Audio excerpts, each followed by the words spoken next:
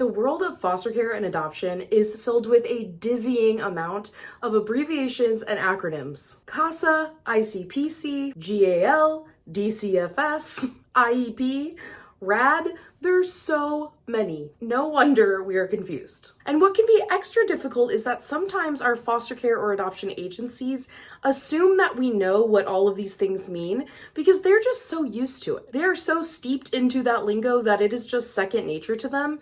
And they don't always take a second to explain what all of those letters strung together actually mean. So today I'm going to share with you a very important acronym that you should know as a foster adoptive parent, which is TPR. So let's jump into exactly what that means, why it happens, and what the timeline is on that happening. Hey there, my name is Katie, and if you're new here, welcome to my channel. My husband Nick and I adopted our 3 awesome kids from foster care, and now I work as a foster care adoption consultant, and I help families like yours all over the country pursue adopting waiting children from foster care. Now, I know you're here to learn about TPR, which, spoiler alert, stands for Termination of Parental Rights. But I have a really exciting message I want to share with you quickly before we jump into the meat of the video. So I am so excited to let you know I am in the middle of launching a brand new online support community for families who are adopting from foster care. This group is called Adopt Together, and it is a faith-based group. Here's the thing, adopting from foster care can be really hard and really stressful, and honestly, a pretty lonely experience because a lot of people haven't done it. And Adopt Together exists to help solve those problems. This community is designed specifically for anyone who is just beginning the process all the way through the first year of bringing your child home. Every month in this group, you're going to have access to a new video training, a new online or downloadable worksheet to help apply what we are learning, a monthly group coaching call with everyone in the group, and a well-moderated Facebook group where you can bring your concerns and questions about this crazy process of adopting from foster care. And the best part is it's available 24/7. So if you have a question and you don't want to have to wait and book a consultation with me and wait a week potentially to meet with me and ask me those questions, in this group, you can just ask questions whenever. And the best part is this group for my founding member launch is only going to be $10 a month. $10 a month is going to get you extra video training. It is going to get you that worksheet. It is going to get you a group coaching call that I will be on and running, a time to ask all your questions, share your thoughts and feelings, and a well-moderated Facebook community. So if you are in the process of adopting from foster care, you're getting started, you do not want to miss this opportunity to enroll.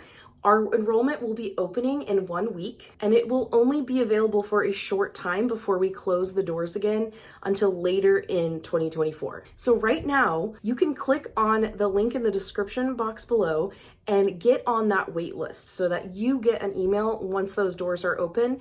You can get in, and if you're on that email list, you can get some extra bonuses when you join. You deserve support on this journey. You do not have to walk this road alone. So take a second, grab your spot on the wait list, and join me back here so we can talk about TPR. Okay, so TPR.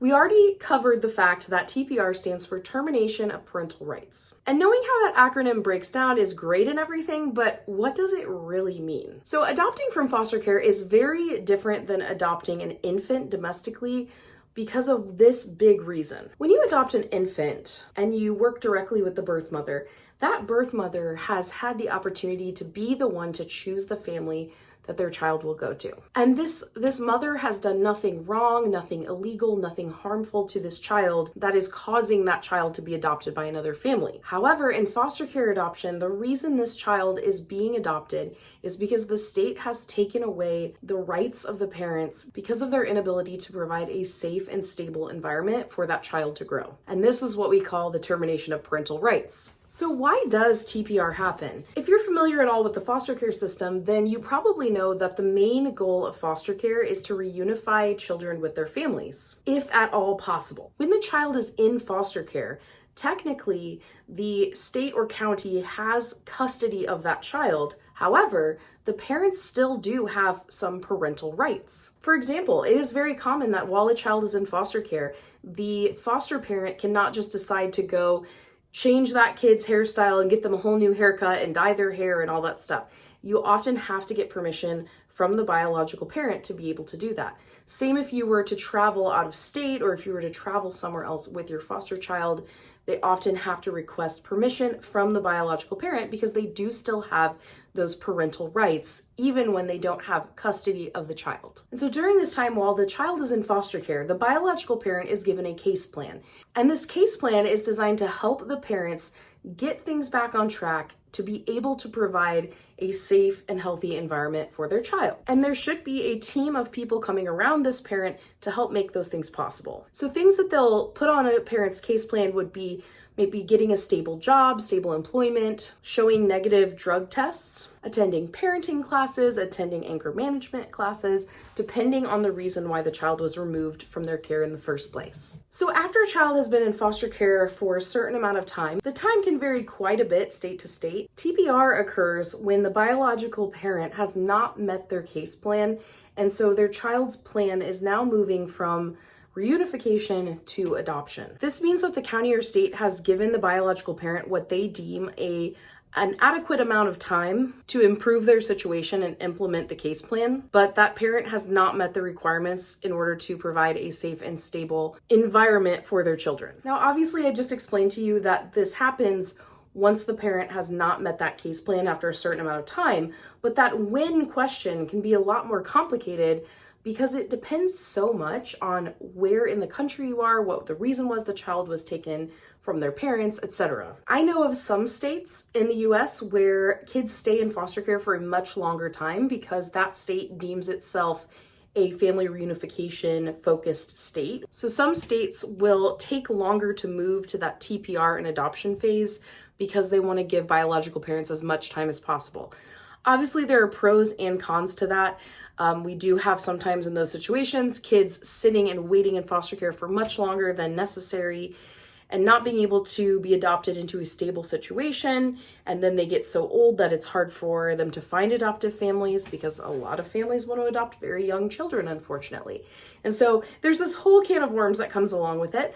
But at the same time, it does give parents longer to get things together and figure things out. And I'm going to read you a quick stat here. This says that the federal government's Children's Bureau says the median amount of time in foster care is 17.5 months. This was in 2021. However, the amount of children who spent 5+ years in foster care is at 5%. So thankfully, we're not seeing kids spending way too much time in foster care, but it can happen at times. Now, I can tell you from our experience that all 3 of our kids were adopted from foster care, like I said earlier, and our youngest daughter, Brielle, was in foster care about 18 months before we were matched with her. Now, TPR happened a little bit before then, but she was matched with us pretty quickly after she became available for adoption because she was so young. It's very easy for young children to find placements very quickly. While we were open to kids up to the age of 10, we were open to multiple kids. Somehow, we were matched with an 18-month-old. Now, our older 2 children had been in foster care for about 3.5 years by the time that they moved in with us. And their case was a legal risk placement. And so it was a slightly longer time that we were fostering them before we officially adopted. By the time they were officially adopted from foster care, it was almost 5 years that they had spent in care. Now, part of the reason that they were in foster care longer is because TPR had already happened, but then their biological parent made an appeal on their case. And so then it was sitting, waiting to be reviewed. And so that obviously took up a lot of time. COVID was happening at the time, so everything in the court system was really slowed down. I think it would have gone faster if it hadn't been that exact timing. But I will say that when we talked to the caseworkers about our older 2 kids, they were really surprised that their case ever ended up in TPR and to adoption because the reasons they were removed from their home were so mild compared to so many that they see. And they thought that for sure their parents were going to be able to pull things together very quickly. They assumed that these kids would be in foster care less than 6 months. Unfortunately, that is not what happened. Unfortunately, their parents were not able to, for whatever reason, were not able to meet their case plan. And so I say unfortunately, but now there are kids and I'm obviously so happy about that. So that just shows you that messiness of adoption and the good and bad and how it all combines together. And it's complicated, okay? It's complicated. It's hard when you're mourning what your child could have had, but also realizing that you wouldn't have them in your life if that happened. So it's just these really complex emotions. It's not this black and white, good or bad scenario. So once TPR happens, usually right after family members, the foster parent is the next person who's considered. However, there are cases like how we adopted our kids where the foster parents were not planning to adopt. And so then the child is considered a waiting child and is looking for a family who is ready to adopt them. And when that happens, that means families like yours are now being considered to become a forever family for a child. So there you have it. That's the long and short of what TPR is, why it happens, and when it happens. If you found this video helpful, go ahead and give it a like, and definitely go grab your spot for the Adopt Together community. Join the waitlist so that once we open up, you are ready to go. I hope you're having an awesome day, and I will see you next time.